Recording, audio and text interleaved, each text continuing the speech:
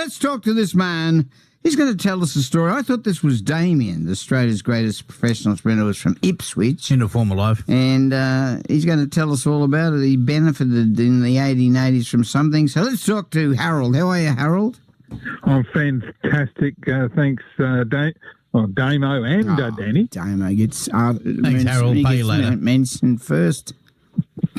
I was going to say alphabetical. It is, I think, isn't it? Yeah. We'll go with that. But, you'd be the winner in the greatest sprint race, I'd imagine, especially from back in the 1880s. That was your prime. Yeah, it was. So you'd be leading there. And look, it wasn't you and I wasn't Damo, but Australia's greatest professional sprinter was indeed from Ipswich. And he did benefit from a pretty good sting back in the 1880s, which is a pretty entertaining story, I think. Yeah. So I'll tell you about that because last month would have been his 160th birthday. Oh, he wouldn't be any good now. He wouldn't be that fast. No, it was James McGarrigal. He was born in Syntax Street in Ipswich on the 6th of April, 1866. Now, he was the son of John McGarrigal, who in 1868 moved the family from Ipswich out to Laidley, where he acquired a farm called Springview. Now, James, or Jim McGarrigal, in his day was one of the most famous runners in Australia. Now, he made his debut as a sprinter when 17 years old, winning a maiden plate over 100 yards at an Ipswich Sports Day. He went on to win the biggest race in Australia, which was the richest botany handicap ever run. He followed that with victory in the also famously rich Carrington Cup. In both events, he met and beat the cream of international runners.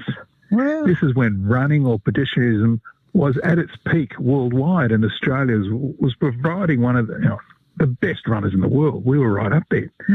Now, McGarrigal won the 800-pound botany handicap in 1888, and the prize money had been increased because it was the centenary of the settling of Australia.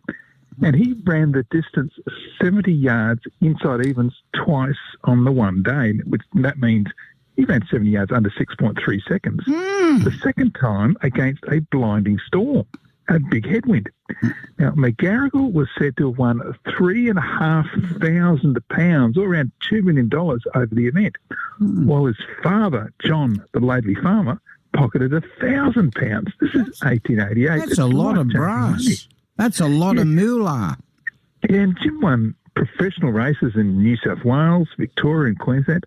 All up, he won 36 races, which were worth £2,000 in prize money, besides trophies valued at £100. It'd be nice to have them on the shelf now. And not counting the betting and side wages, which was what professional running was all about back then. He made a mint.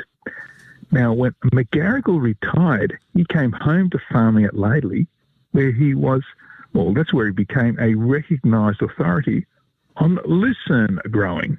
Really? Yeah, and he remained a pretty good cricketer as well.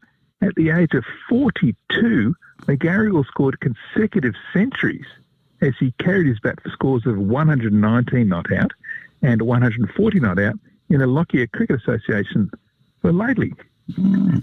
Now, as far as racing is concerned, McGarrigal turned to horse racing, not racing them, but running them. And he was the official starter for the Ipswich Amateur Turf Club, Queensland Turf Club, and the Brisbane Amateur Turf Club. Wow. Now, with all his winning in those colossal amounts of money in the professional handicap races, you've got to wonder how he did it.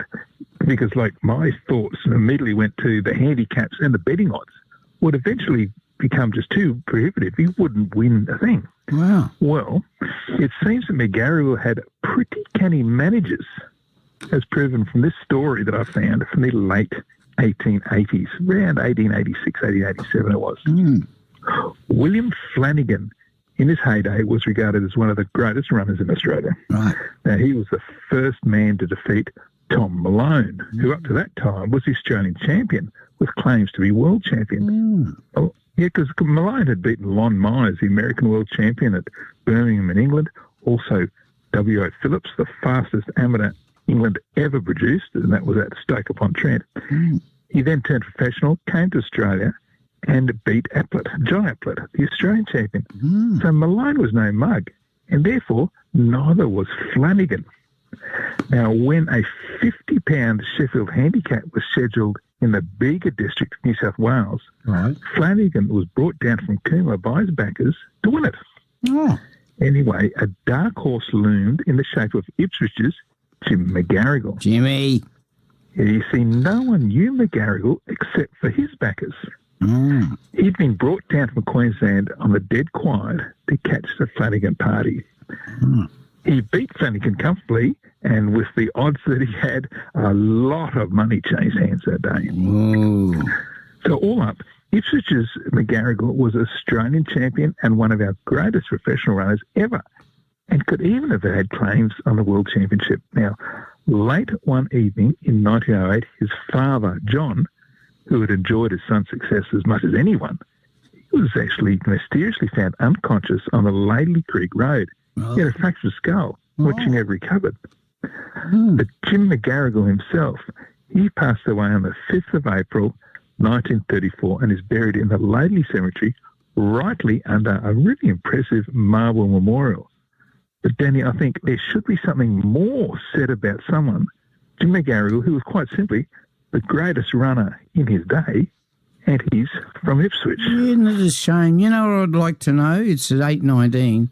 I'd like to know where the trophies are, the Carrington Cup, for instance. Oh, wouldn't they be great to see? Because he cleaned up with those 30-odd wins in some of the biggest races in Australia, and he got the silver cups. And they were real silver back then. Mate, Sterling silver. They weren't silver plates. They were like real today. traffic. They were real trophies, and there's people who just throw that stuff out. Not long ago, years ago, when I was at Puddle FM, there's that place at Esk. Is it Esk? Or anyhow, there's the antique place. There was a complete uniform with medals and everything on it from World War II. Obviously, he was a bomber pilot and everything. And the bloke said, they were going to dump it, and they brought it here to see if we wanted it. Oh, great. Museums want those things. They're fantastic. Now, listen, it's 20 past, so I just want to say to you, how do we contact you or read that story and many other stories? Yeah, you can find history out there on all the socials. That's Instagram, Facebook, YouTube. And you can also go direct to my website, historyouthere.com, and this story will be online tomorrow morning. Fantastic story, and I'd love to know where those trophies are. And people should know about him. It's 8:20. We're live, local on West Bremer Radio.